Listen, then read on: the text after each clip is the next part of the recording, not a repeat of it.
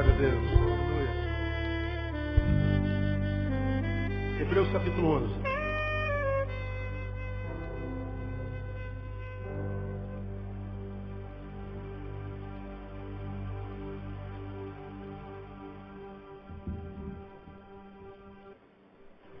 Você que já conhece seu pastor sabe que eu sou muito observador.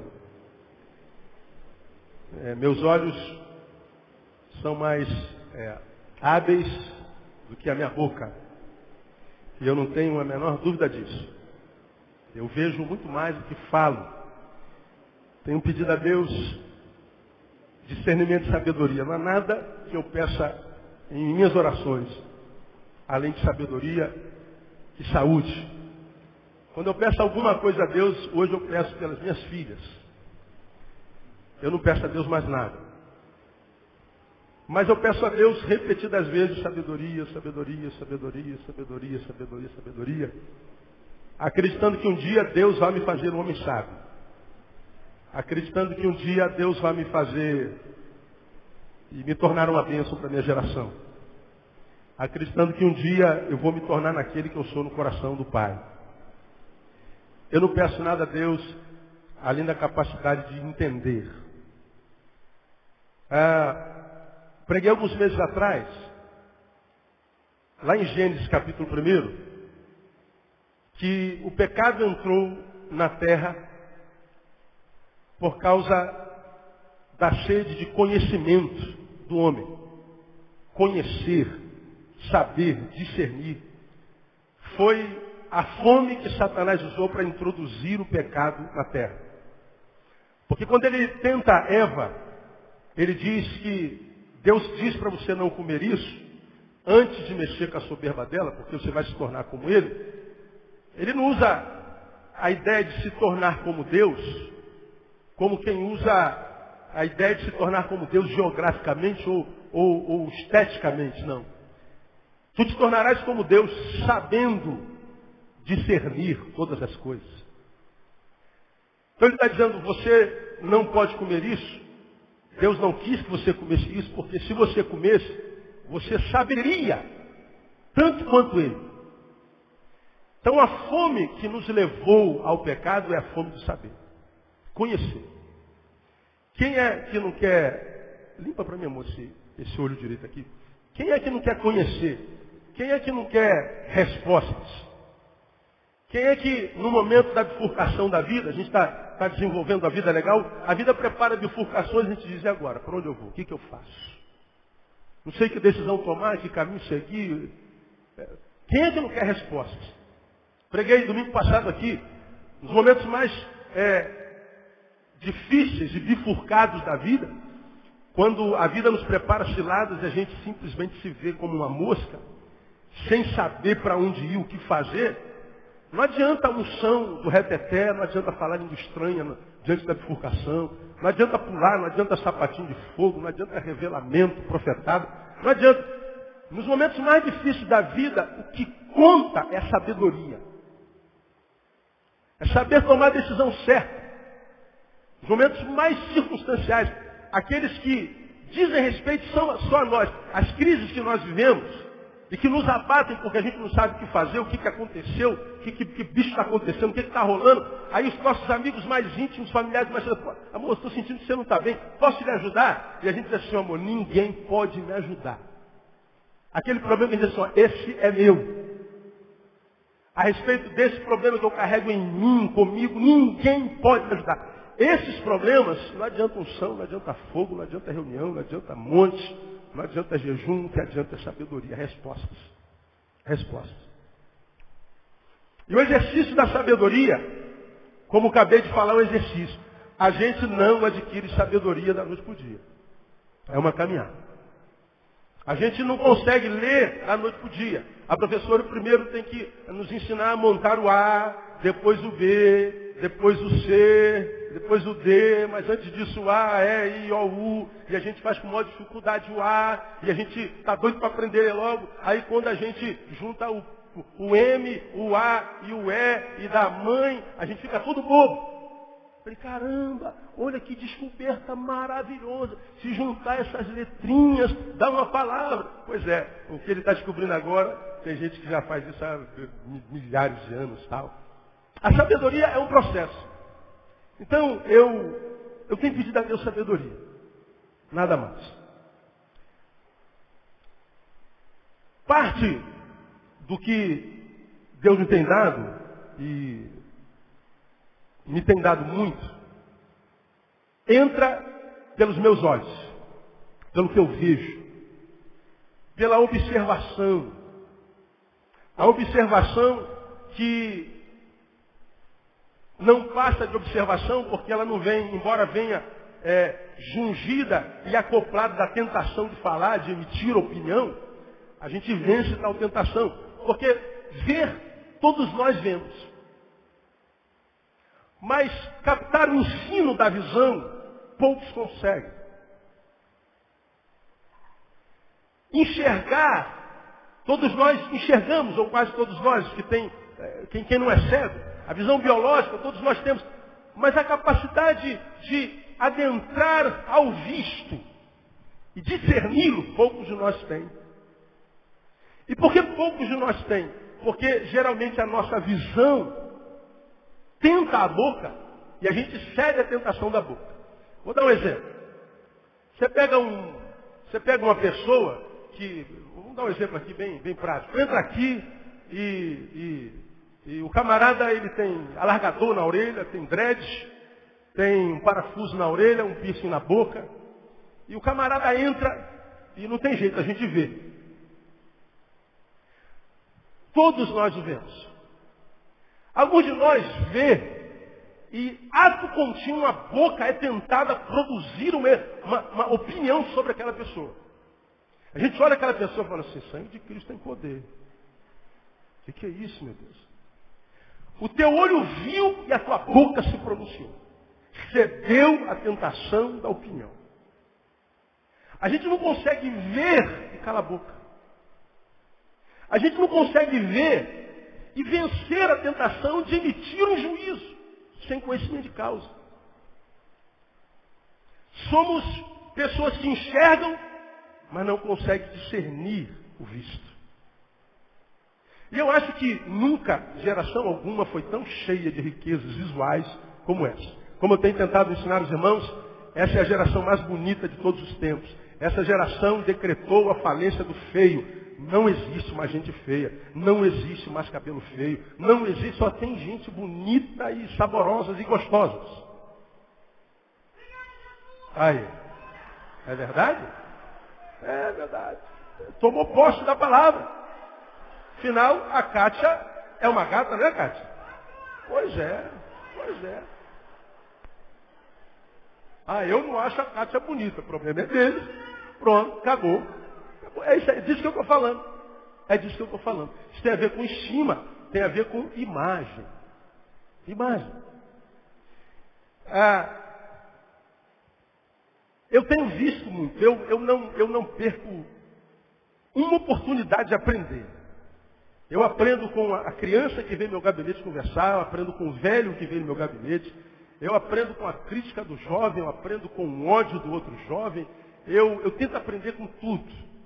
Porque a respeito do que a gente vê, muitas vezes a gente não pode fazer nada. Fulano ama você, o que você pode fazer em torno disso? Nada. Fulano odeia você. Ambos olham para a mesma pessoa, um ama, outro odeia. O que você pode fazer a respeito? Nada. Um olha para você e fala bem, o outro te critica. O que você pode fazer a respeito? Nada. A não ser continuar sendo o que você é. Você pode olhar para o que acontece ao teu redor e tentar aprender. Pô, me ama por quê? Me odeia por quê? Vamos ver se existe alguma razão lógica, alguma razão objetiva que fez com que o ódio brotasse no coração desse que odeia.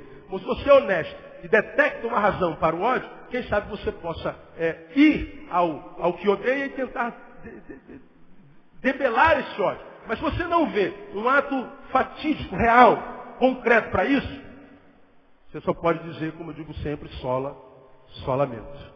Né? Mas temos que aprender.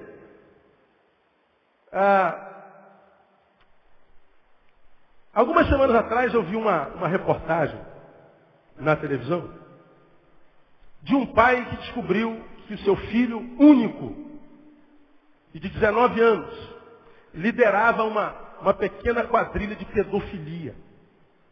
Pedofilia. Um jovem estudante de medicina, filho exemplar.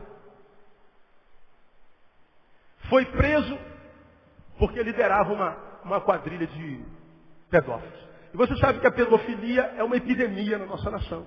É uma desgraça. É uma desgraça. Não é? E o menino foi preso. A polícia, alguns de vocês devem ter acompanhado isso no jornal, 3 ou 4 semanas atrás, abriu o seu computador e estava lá. Provas dele fazendo sexo com crianças. A coisa mais podre que a gente já pode ver. E o seu pai foi entrevistado, o jornal perguntou, pai, o que o senhor tem a dizer? O pai chorava, compulsivamente. E o pai disse simplesmente o seguinte, que vergonha eu sinto do meu filho. Em pensar que ele saiu de mim. Que vergonha. Eu não ouvi mais a reportagem, não sei o que aconteceu depois, o que teve antes do jornal depois.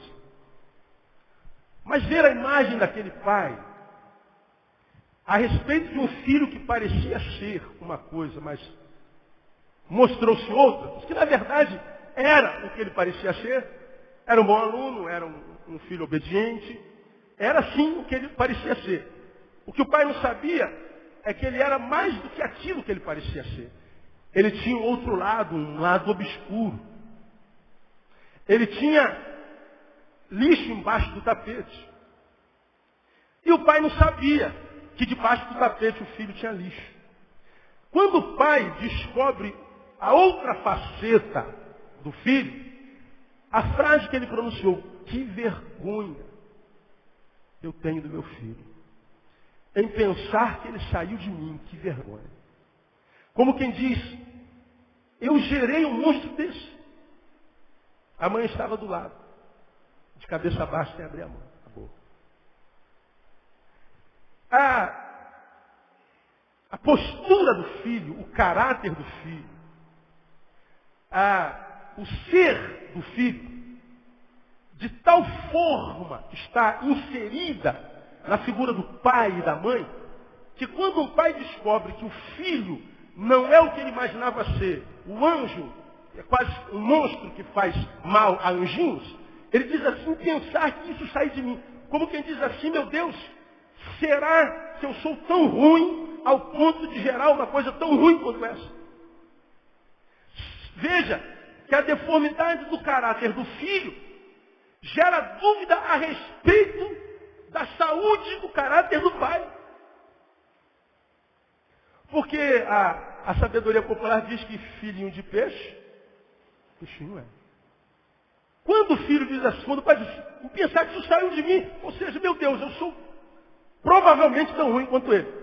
Na verdade, nós somos. Porque o que o filho tinha debaixo do tapete era pedofilia. Agora, você também tem coisa debaixo do tapete, não tem? Eu tenho coisa debaixo do tapete. Nós temos áreas obscuras da nossa vida. Nós temos deficiências de caráteres em nós. E essa deficiência, ela é de tal forma real no nosso caráter, que grande parte de nós passa pela vida escondendo tal deformidade e pior, mentindo para nós como se nós não tivéssemos tal deficiência ou tal fraqueza. Isso se manifesta como? Na crueldade que nós vemos de uma pessoa com a outra, quando a outra erra. Nós temos dificuldade de perdoar o outro no seu erro. Nós passamos pela vida como se nós não cometêssemos erros, como se nós não pecássemos, como se nós não tivéssemos podre, como se nós não tivéssemos poeira que empurramos para debaixo do tapete e acusamos os outros quando a sua poeira vem à tona. E isso acontece muito dentro da igreja. Se há um lugar onde há hipocrisia e ausência de misericórdia, esse lugar é dentro da igreja. Porque a religião nos impede de nos enxergarmos como nós somos. Isso acontece muito quando a gente exclui um pecador. Descobre que alguém adulterou, a gente exclui, bota na assembleia e exclui. Quem é que exclui ele? São os que estão adulterando e não foram descobertos. Os adúlteros não descobertos levantam a mão para excluir o adúltero descoberto. De modo que nós não estamos excluindo por causa do adultério, mas por causa da burrice. Errou errado. Se errasse certo como eu erro, você não estaria sendo excluído. Então a gente exclui porque ele não foi sagaz. Isso na verdade é hipocrisia. A gente tem dificuldade de se enxergar. Agora, quando o pai disse assim, que vergonha do meu filho, essa frase, ela mexeu com o meu interior. Sou apaixonado pelo meu pai e fui, vocês sabem muito bem disso, são minhas ovelhas há quase 18 anos. Meu pai morreu em 1993, mas em mim ele não morre de jeito maneira.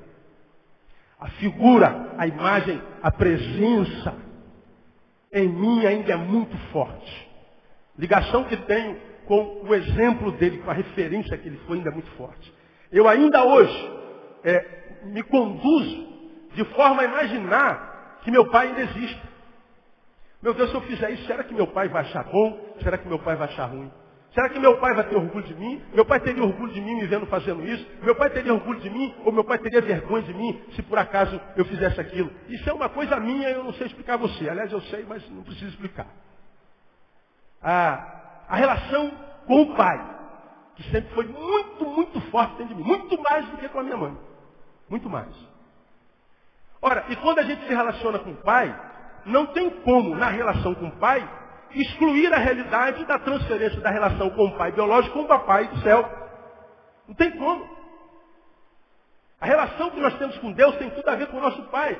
Geralmente, pessoas que não conseguem se relacionar com Deus têm dificuldade também com o pai biológico. Porque muitas vezes, por exemplo, você pega uma criança de rua e você vai lá levar a quentinha, você vai lá passar um dia com ele, um ato de misericórdia e solidariedade, e diz assim, ó, vim aqui falar do amor de papai do céu. Ora, falar de papai com uma criança dessa pode ser uma ofensa, porque o pai é o símbolo da desgraça dela. O pai foi quem a estuprou, o pai foi quem espancou a sua mãe, o pai é o símbolo de todo mal, o pai é o símbolo do diabo. Quando você chama Deus de pai, tudo que ele não quer é Deus, porque ele é pai. Então a nossa relação com Deus passa pela relação paterna também. E a relação desse pai com esse filho me chamou muita atenção. Aí, creio, o Espírito Santo me leva a Hebreus capítulo 11, versículo 16, no qual nós lemos na Galeria da Fé, conhecido, Hebreus capítulo 11 é conhecido como a Galeria da Fé. E você conhece bem esse texto, diz que Abel ofereceu a Deus no excelente pela fé, Enoque pela fé, Noé pela fé, Abraão pela fé, Sara pela fé, todo mundo pela fé. Esse texto fala sobre o que os homens de Deus fizeram pela fé. Agora lá no versículo 16, presta atenção no que está escrito aí. Mas agora desejam uma pátria melhor, isto é, a celestial. Pelo que também Deus, leia comigo, não se envergonha deles. De quê? De ser chamado seu Deus, porque já lhes preparou uma cidade. Repita após mim. Pelo que também Deus não se envergonha deles. De ser chamado seu Deus. Olha a vergonha paterna aí. Quando eu vi lá o pai falando da vergonha do filho, me lembrei da minha relação com meu pai. E essa lembrança me levou a Hebreus capítulo 11. Esse texto está dizendo que há um tipo de filho do qual Deus não se envergonha. Agora, a antítese vem sempre após qualquer tese. Não é? Se existem filhos dos quais Deus não se envergonha, conclui-se que, digam para mim, que há filhos dos quais Deus se envergonha. A pergunta que eu faço para você, sendo Deus, o Deus que Ele é conhecedor, do que é público em nós e do que está debaixo do tapete, olhando Deus para você, o que Ele sente? Orgulho ou vergonha? Eu não estou perguntando do pastor Ney. Hoje eu estava adorando ao Senhor ali, chorando de alegria pelo privilégio de fazer parte dessa congregação aqui. Toda vez que alguém tenta me tirar de Betânia para levar para outro lugar, e me tenta pelo vil metal e balança com a estrutura do homem que tem esse futuro. Eu volto para a minha igreja e Deus fala comigo de forma tão profunda. E hoje eu estava glorificando a Deus ali pela alegria de ser igreja nesse lugar. Eu posso ser igreja em qualquer lugar do mundo, você também. A gente é igreja estando aqui ou lá. Mas para mim ser igreja aqui é um privilégio muito grande. Muito. Ainda é.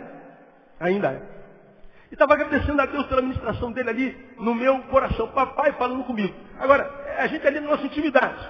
Agora, quando eu vi aquele pai falando lá, dentro de mim, algo foi remexido, acho que mexeu com a minha estrutura, como diria a Regina Danese. Eu comecei a pensar, Deus, o que tu sente quando olha para mim? A vida que eu vivo é uma vida, não essa que vocês veem o Neil vivendo, mas a vida que eu vivo, e Deus sabe que eu vivo, porque Ele conhece as entranhas do meu pensamento, Ele conhece o meu deitar, o meu levantar, Ele sabe se eu descer ao céu o que é que eu faço, se eu subir no céu o que eu faço. Está lá no Salmo 139. Ele sabe o que eu penso quando eu produzo palavras. Ele sabe o que eu desejo. Ele sabe dos meus defeitos, das minhas lucubrações. Ele sabe tudo do meu interior. Ele teceu você. Ele sabe tudo a nosso respeito. Deus não tem uma ideia do que nós somos. Deus sabe que nós somos em essência. Deus sabe que nós somos, inclusive, o que nós não sabemos que somos. Esse texto aqui diz que Deus está falando de um tipo de gente, de um tipo de servo, que é gente como a gente. Mas para as quais Deus olha e diz assim, cara, eu tenho orgulho de ser chamado seu Deus. Pode me chamar de Deus, pode falar, Ele é o meu Deus, que eu não me envergonho de vocês. É o que Deus está falando a respeito deles. Agora, onde é que está isso? Na galeria da fé.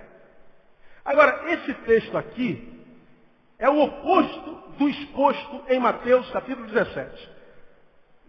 Deixa marcado aí, Hebreus 11, vamos para Mateus 17. Esse texto é o oposto do exposto em Mateus 17. Você sabe que hoje eu estou introduzindo uma nova palavra, né? Não vou terminar isso hoje. Isso aqui vai fundo dessa, não tem nem noção. Você vai lá em Mateus capítulo 17, vai no 14, só para você te colocar no enredo do texto. 17, 14. Mas chegaram à multidão, aproximou-se de Jesus um homem que ajoelhou-se diante dele e disse, Senhor, tem compaixão de meu filho, porque é epilético e sofre muito, pois muitas vezes cai no fogo e muitas vezes cai na água. Eu o trouxe aos seus discípulos e não o puderam curar. Jesus respondendo disse, ó geração incrédula e perversa, até quando estarei convosco? Até quando vos sofrerei? Trazei-mo aqui, olha para mim aqui. Aí você sabe que Jesus expulsou lá o demônio epilético, que não era epilepsia coisa nenhuma, era demônio. E os discípulos perguntaram, por que nós não podemos? Só sai com oração e jejum, aquela coisa que você já conhece. Tal. Mas eu quero chamar a sua atenção para o versículo 17. Ele diz assim, ó geração incrédula e perversa, até quando vos sofrerei? Vamos trazer para o carioquês. Até quando eu vou ter que suportar gente como vocês? Deus, até quando eu vou ter que andar com essa porcaria desse tipo de gente? Até quando eu vou ter que andar com essa gente cuja fé não entra nunca, cuja fé não muda a vida dessa gente nunca? Até quando eu vou ter que aguentar isso? Olha, lá em Hebreus 11, Deus disse assim, ó, eu não tenho vergonha de ser chamado seu Deus. Por quê? Por causa da fé deles.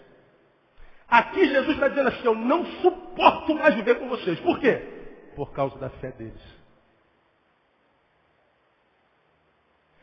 Quando é que Deus, nas duas vezes da Bíblia Sagrada, diz que tem orgulho de nós ou vergonha de nós? Quando o assunto é fé. Fé. Nossa, isso mexeu comigo demais. De um lado, imaginamos Deus dizendo para o Neil, Neil, você pode cantar e decantar que eu sou teu Deus, eu me orgulho de você. Por outro lado, Deus pode dizer, Neil, eu tenho vergonha de você, cara. Que porcaria de filho é você. Que a fé não muda nunca, que a fé não penetra, que a fé não transforma. Meu Deus, até quando eu vou ter que suportar você? Deus sente a respeito do homem gosto e desgosto a partir da fé que a gente vive. Por isso, em Hebreus, ainda capítulo 11, versículo 6, está um dos textos mais conhecidos da Bíblia Sagrada que todos nós sabemos. Porque sem fé É impossível o quê? Agradar. Eu não estou falando sem fé é impossível fazer milagre, sem fé é impossível. Não. Ele está dizendo, alguém pretende agradar a Deus aqui? Quem aqui gostaria de viver uma vida que agrada a Deus? Levante a mão. Diga assim, Deus, eu queria agradar o Senhor.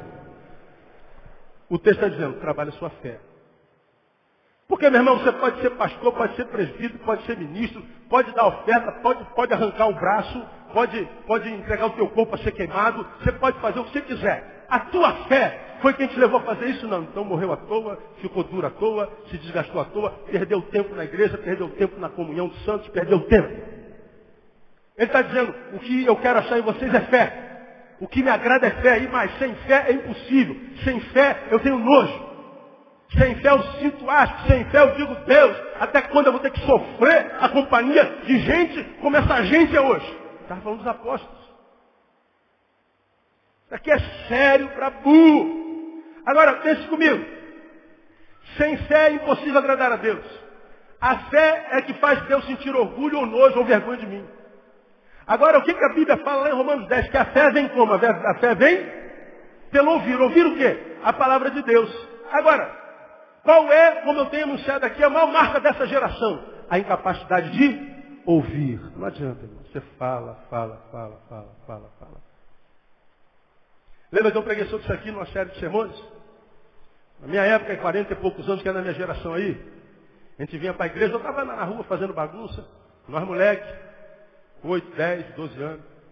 Papai estava sentado assim na igreja e nós, né, passávamos correndo. Papai olhava para nós assim, ó. Ixi, quando o papai olhava, gelava tudo. Quem pegou essa época aí? O Jurássico sabe o que eu estou falando. Ó, meu pai era Dom Barreto, manso que chegava a ser lerdo. Meu pai era manso. Quem conheceu meu pai sabe como é que é. Manso, mas tinha autoridade. Meu pai olhava para a gente. Meu pai olhava, não precisava dizer nada. Os olhos, o olhar dele já dizia tudo. E a gente botava o rabinho entre as pernas e começava a reclamar, Senhor, faz meu pai esquecer, tem misericórdia. Que eu sinto ficava atrás da porta lá em casa. Não precisava falar nada. Agora hoje, você senta, seu filho está correndo. Aí tu olha para de cara feia. Está com fome, mamãe? Está com problema, mamãe? Joãozinho, senta. Ele está correndo. Olha, vou te bater. Ele está correndo. Aí tu levanta, ele corre de você para lá e ainda ri na tua cara. Ele não obedece mais. Fulano, vai tomar banho, estou indo. 10 minutos depois, já tomou banho, estou chegando lá, mãe. E aí, tomou banho? Não estou quase lá. Parece que o banheiro é 3 quilômetros de distância de onde ele está dando. Não ouve. Uma das marcas dessa geração é a incapacidade de ouvir.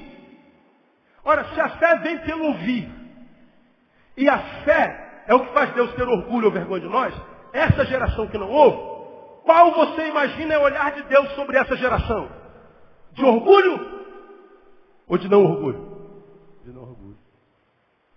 No que eu tenho de Deus, na minha relação com Deus, eu não vejo Deus tendo orgulho do que nós somos, da igreja que nós somos, do tipo de ser humano que nós somos, da sociedade na qual nos tornamos, dos frutos que nós produzimos no caminho. Eu acho que Deus tem mais vergonha de nós do que alegria. Isso tudo tem a ver com o quê? Com a fé. A consequência para uma geração que não ouve é a não fé. E a não fé é o que resulta em vergonha de Deus a nosso respeito. Então eu volto a perguntar a você, o que Deus sente? Você imagina a teu respeito quando olha para você?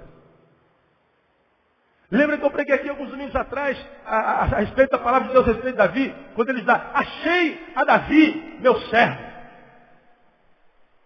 A ideia que eu tenho de Deus falando que achou Davi é como se ele estivesse procurando um referencial. Cara, achei Davi. Eu vejo Deus como quem estava procurando um brinquedo perdido e ele achou esse brinquedo perdido embaixo da cama e ele sai pulando, achei Davi. É legal, Deus se alegrou quando achou Davi. Davi não era aquilo tudo que a gente sabe, né? Mas como Deus não nos valoriza pelo que a gente produz, mas pela fé que a gente tem, Deus disse assim, quando eu olho para Davi, a despeito das pisadas de bola dele, a despeito do distúrbio de caráter que ele demonstrou no caminho de quando em vez, esse camarada, ao olhar para ele, eu me alegro. Portanto, o que eu estou começando a pregar a você hoje, não tem a ver só com o pecado que você tem oculto, não tem a ver com a tua fraqueza de caráter, não tem a ver com os teus distúrbios. Eu não estou falando de perfeição, porque perfeito nenhum de nós é. Nós evangélicos vendemos a ideia de perfeição. Nós gostamos das santidades, né? Nós somos o super ungidão, nós gostamos dos títulos, né? Nós gostamos dos nossos heróis gospels, nós gostamos do superstar. O superstar e o que está no fundo do buraco é da mesma laia, tudo gente, ser humano. Só que um se enxerga, outro não. Você já aprendeu que soberba, quem se lembra? É um problema oftalmológico existencial. Lembra disso? Por quê? Porque o soberbo, quando olha para o outro, sempre o vê aquém de si. E quando ele se olha, ele sempre se vê além do que é. Então ele é um doente, ele tem problema oftalmológico existencial. Isso é de oculista cristão, ou espiritual. E nós vivemos num tempo de soberbos, de gente doente, que não tem visão. A gente acha que Deus nos valoriza pelo que a gente produz, pelo que a gente faz, pela parede que a gente constrói, pelas boas obras que a gente produz. Deus diz que não é pelas boas obras, é pela fé. Fé. Agora, veja que ambos os diálogos, não me envergonho de vocês, e me envergonho de vocês, ambos os diálogos foram com a comunidade da fé, com os discípulos.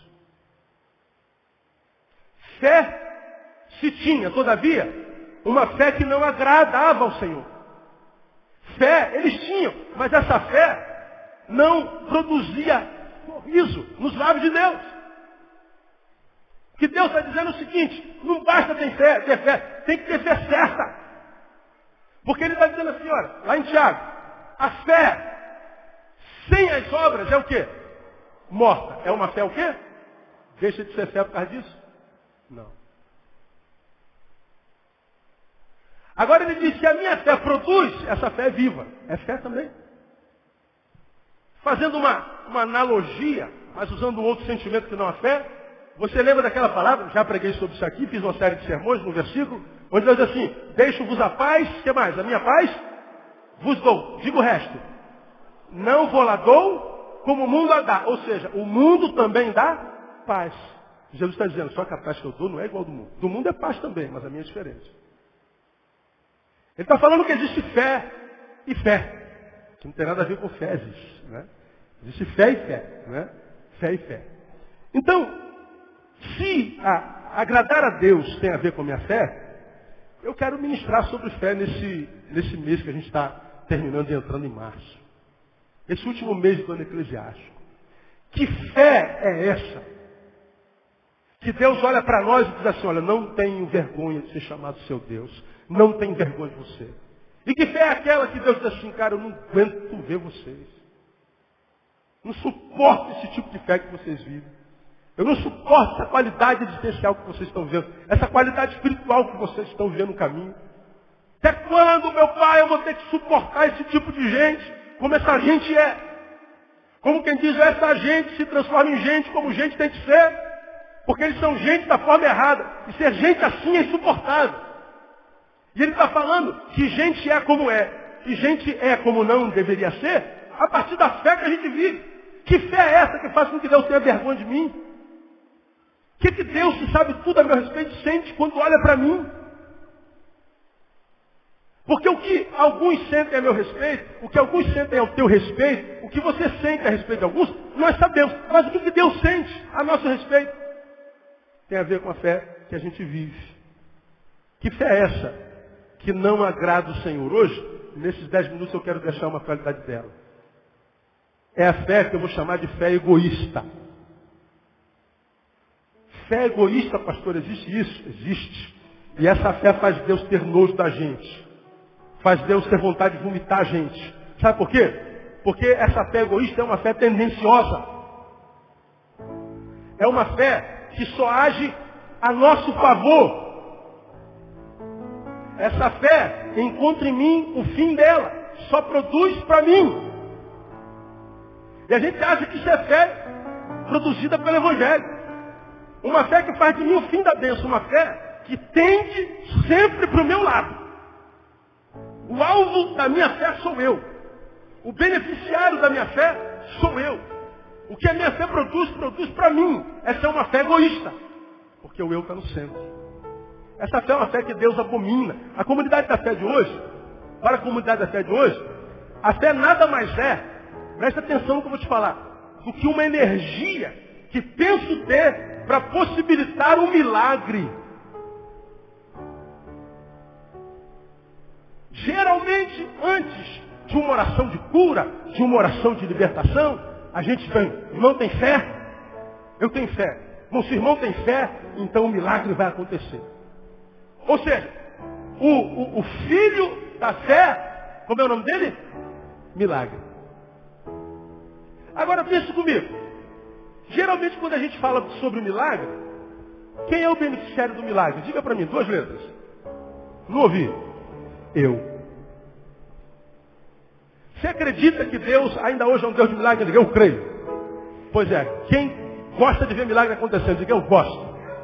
Eu também gosto. E eu tenho fé para acontecer milagre. Aleluia. Agora, toda vez que a gente fala em milagre, a gente está falando de milagre para quem? Para mim. Liga a televisão. Todo mundo lá, com a fotozinha, com a cuequinha, né? Em busca de um milagre. Olha, irmãos, essa reunião vai ser uma reunião de muito poder, muita fé, e vai acontecer muito milagre. Está todo mundo lá esperando um milagre. Para quem? Para si. Não tenho nada contra o milagre. Eu sou produto do milagre. Eu ando por causa do milagre de Deus. Eu sou salvo por causa do milagre de Deus. A Giovana que nós apresentamos aqui é filha de uma mãe estéril. Como pode um negócio desse? Milagre. Alguns de vocês aqui são produtos de um milagre de Deus, amém ou não? Todos nós somos. Milagres são bênçãos, e a gente queria ver milagre acontecer todo dia. Agora, a fé que produz milagre nem sempre é a fé evangélica, porque o fim do milagre, o beneficiário do milagre sou eu. A fé é sempre para milagre, o milagre é sempre para mim, o milagre é sempre para o homem. E olha o que eu vou dizer, essa fé a priori não é evangélica, ela é humanista. Por que essa fé é humanista? Porque ela coloca o homem no centro, o ser humano no centro. É uma fé antropocêntrica. O fim dessa fé sou eu. O milagre é para mim, a bênção é para mim. Eu estou no centro quando a fé age. E a gente diz assim, mas pastor, tem como ser diferente? Ah, tem. Eu vou mostrar para vocês nesse estudo nos próximos domingos. Eu vou mostrar para você que a fé evangélica, não estou falando da fé dos evangélicos, estou falando da fé produzida pelo evangelho, não me transforma no centro da razão, não me transforma no centro da atenção, no centro da ação dela mesma. Essa fé, porque é evangélica, não me coloca no centro, pelo contrário, me tira no centro. O evangelho é a morte do eu para o nascimento do nós. O evangelho é uns aos outros. Você já aprendeu bênção? Ter ou ser? Ser. Agora o produto da fé. Egoísta? Bênção? Ter ou ser? Ter.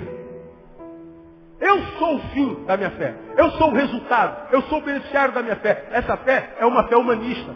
Sabe qual é uma das máximas do humanismo mundial? O humanismo é uma filosofia que brotou no final da Idade Média e no início da Idade Moderna, século XV, século XVI. Mas, há milhares de anos atrás, 460 anos antes de Cristo, houve um filósofo sofista chamado Protágoras, que, na minha concepção, produziu o embrião do humanismo, que viria a nascer tantos séculos depois. Ele diz assim, ó, o homem é a medida de todas as coisas, das que são enquanto são, e das que não são enquanto não são. E todas as coisas convergem nele. Essa é uma das máximas, um dos embriões do humanismo. Eu, homem, estou no centro. Eu sou a medida de todas as coisas. Tudo que acontece, acontece a partir de mim. Eu sou o centro. Todas as coisas que acontecem convergem em mim. Tudo desemboca em mim. Ou seja, o humanismo é antropocêntrico. O antropos, o homem no centro. Agora diga para mim, no Evangelho, quem é que tem que estar no centro? Diga o nome dele. Repita comigo que você já sabe de cor e salteado. A coisa principal é fazer da coisa principal a coisa principal. Quem é a coisa principal? É o homem? Não, é Jesus. Agora, a fé dos evangélicos reduziram a fé a uma energia que eu uso para fazer com que alguma coisa aconteça em meu benefício. Isso não é evangelicalismo, isso é humanismo. De modo que muitas vezes nós vivemos um humanismo evangélico e nós achamos que estamos agradando a Deus com isso, e Deus muitas vezes está virando as costas para nós dizendo: você não é evangélico, você é humanista. Irmão, eu sou formado, eu sou pós-graduado em terapia humanista especial. Eu admiro o humanismo à beça. É uma fonte de informações maravilhosas. Mas dizer que eu sou a medida de todas as coisas, das que são enquanto são e das que não são enquanto não são. Um ser pífio como eu, que um mosquito, a Aedes aegypti, se me pega, me mata. Há um bendito dente entre 30 e tantos, que se cismar de doer, só dói à noite, esses miserentos, né? Me rouba uma noite inteira de sono. Então muitas vezes eu me encontro com uma geração de crentes frustradas com Deus, com as quais Deus também está frustrado, e não sabe por que as coisas não acontecem. Porque, pastor, eu tenho tanta fé. Mas será que a tua fé é a fé do Evangelho? Ou será que a tua fé é uma fé tendenciosa que só transforma você no centro das atenções, de modo que, se não acontecer como a gente gostaria que acontecesse, a gente se frustra com Deus e pune a Deus se afastando da sua igreja?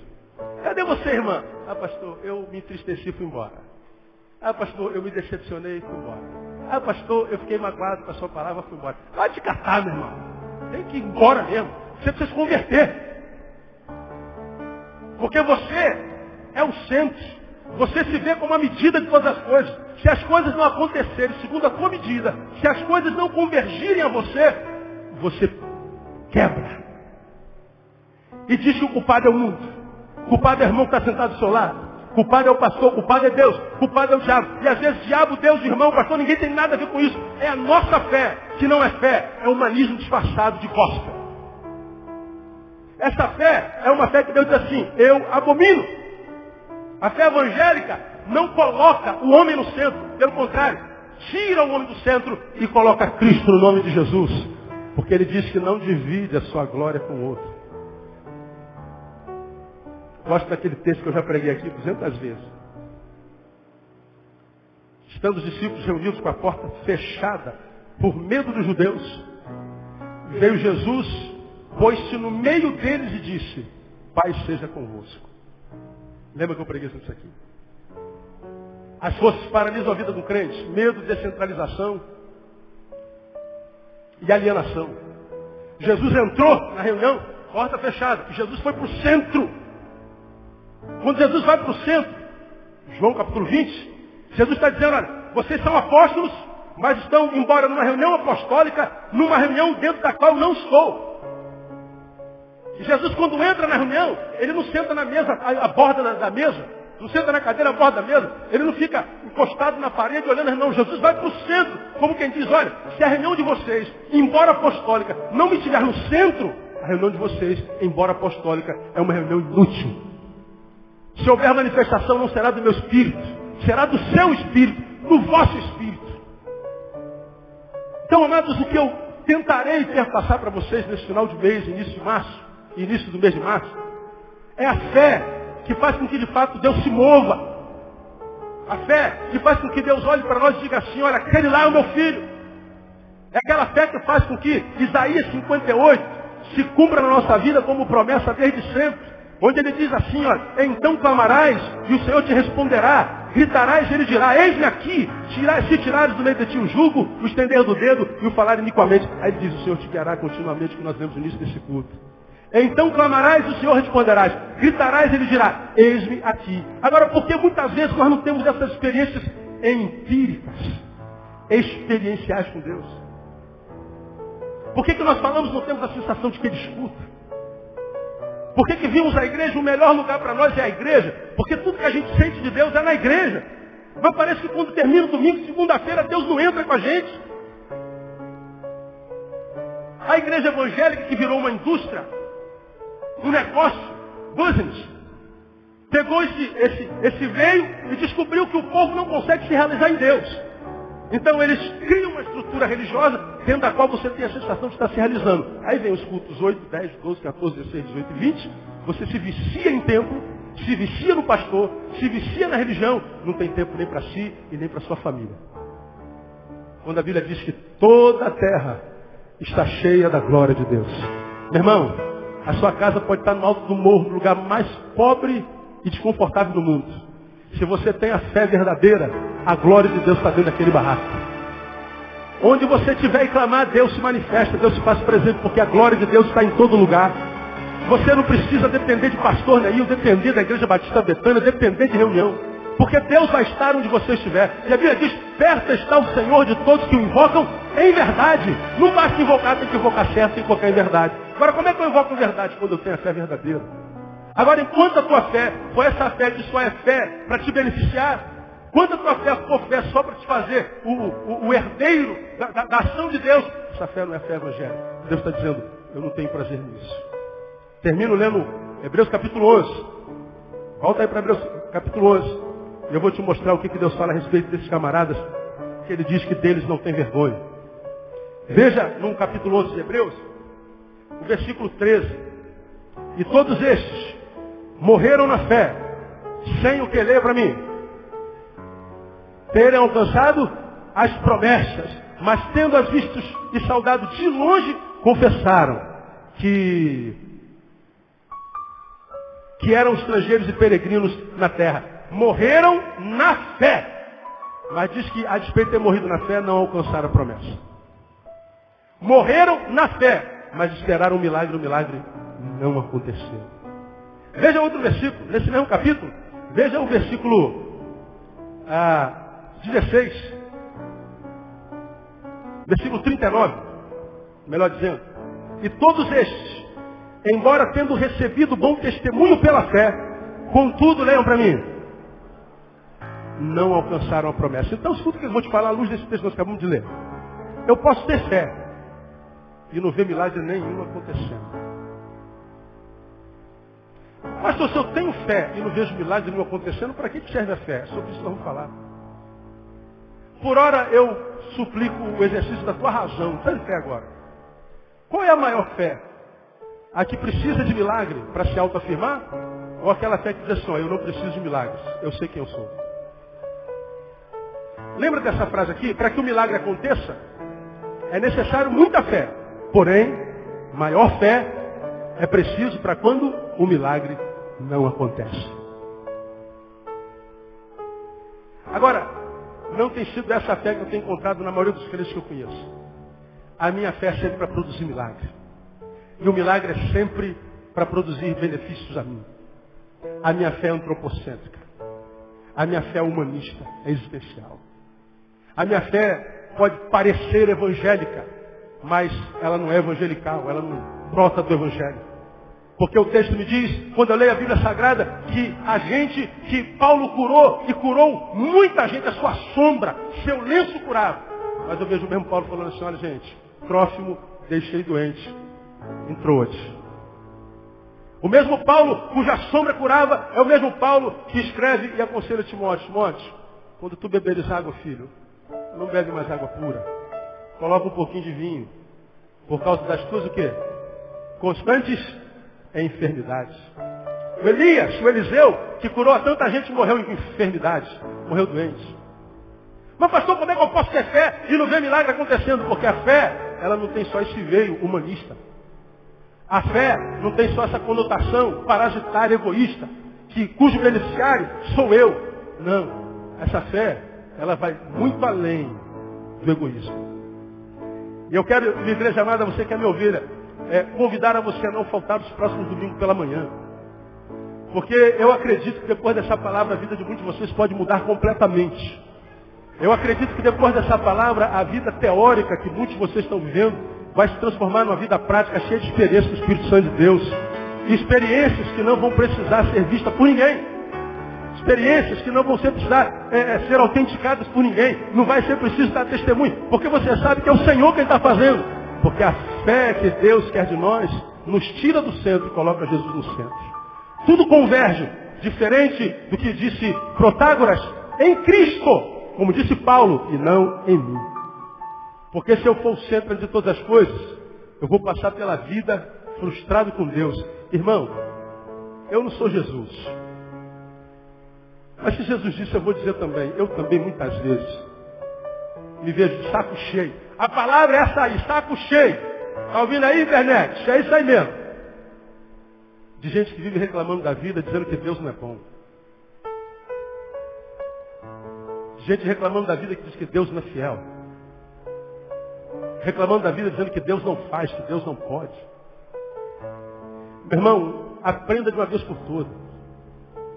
Se existe algum problema entre o meu relacionamento que sou homem com Deus, eu que sou a noiva, ele é o noivo. O problema não está no noivo, o noivo é perfeito. Se a nossa relação não produz filhos em mim, que sou a noiva, o problema não está no noivo. O noivo não fez vasectomia. O noivo não usa camisinha. O noivo não tem problemas com produções. O problema está na noiva. Sou eu que não produzo. O problema está em mim.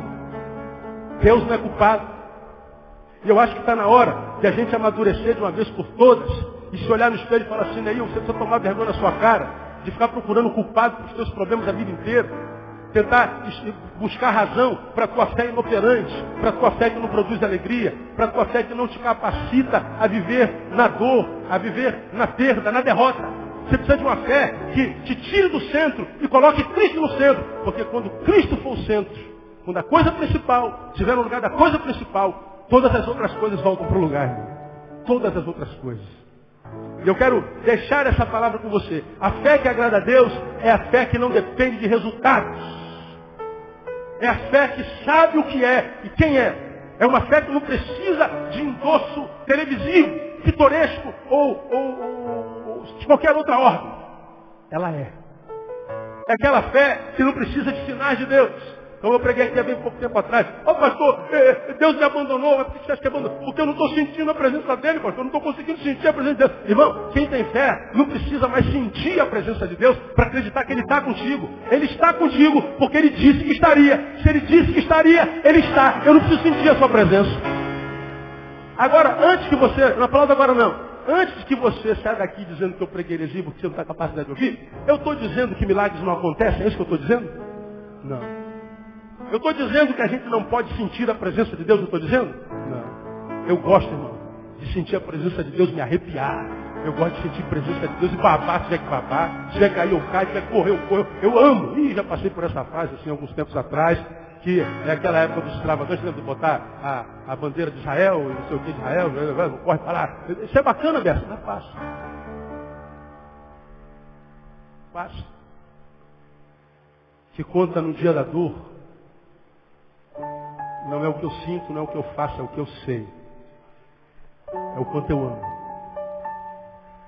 Porque quem conhece um Deus do tamanho do nosso, de fato e de verdade, não precisa que Ele faça nada.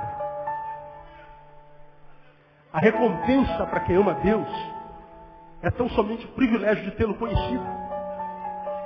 Deus não precisa provar que é bom. Deus não precisa mais fazer milagre por causa da nossa fé. Deus não precisa dar um sinal, não tem que ter uma luz no fim do túnel. Deus abre caminho onde não há caminho. Deus chama a existência o que não é. Não precisa de sinal. Eu sei quem é Deus. Essa é a fé de Jó. O Senhor o deu, o Senhor o tomou, Ele continua sendo bendito. Deus não muda porque a minha geografia mudou. Eu sei quem Ele é. Eu sei que o meu Redentor vive e que por fim se levantará por terra. Jó está dizendo, eu não preciso de sinal nenhum.